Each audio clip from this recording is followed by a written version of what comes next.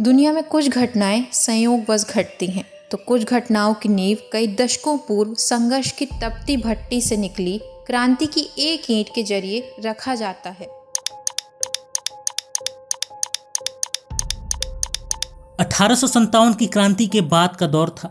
पराधीन भारत में एक ऐसे क्रांतिकारी विचार का उदय हो रहा था जिसने भारत से लेकर ब्रिटेन तक अंग्रेजों की नींद उड़ा दी थी। हाथ में बंदूक लिए इस क्रांतिकारी का नाम वासुदेव बलवंत फड़के है, जिन्हें सशस्त्र क्रांति का जनक कहा जाता है। 4 नवंबर 1845 को महाराष्ट्र के रायगढ़ जिले के सीरडोह गांव में जन्मे वासुदेव का दिल बचपन से ही देशभक्ति की आग से धधकता था।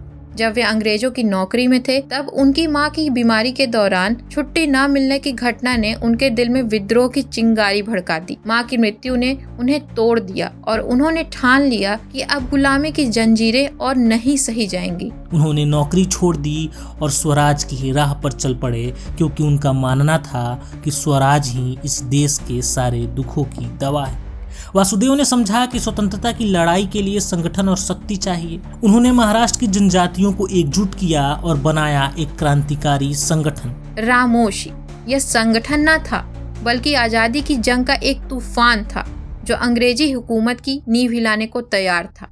वासुदेव ने छत्रपति शिवाजी महाराज के गुरिल्ला युद्ध की रणनीति को अपनाया। गांव-गांव घूमकर उन्होंने युवाओं में जोश भरा, उन्हें संगठित किया और स्वराज का मंत्र फूंका। 1879 में वासुदेव ने अंग्रेजों के खिलाफ खुला विद्रोह घोषित कर दिया, लेकिन विद्रोह के लिए धन चाहिए था। उन्होंने अंग्रेजों और उनके समर्थक साहूकारों को लूट कर धन जुटाया। ये डकैतियां कोई साधारण लूट नहीं थी। उनकी एक डायरी में हर लूट का हिसाब रखा जाता था, जो बाद में अंग्रेजों के हाथ लग गई। अंग्रेज हैरान रह गए, क्योंकि जिसे वे डाकू समझते थे, वह तो भारत माता को आजाद कराने का सपना देख रहा था।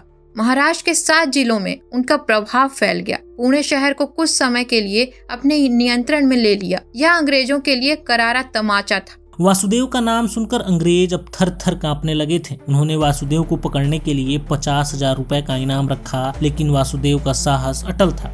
20 जुलाई 1879 को बीमारी की हालत में एक मंदिर में आराम करते वक्त उन्हें गद्दारी के कारण गिरफ्तार कर लिया गया। अंग्रेजों ने उन पर राजद्रोह का मुकदमा चलाया और काला पानी की सजा देकर अदन भेज दिया।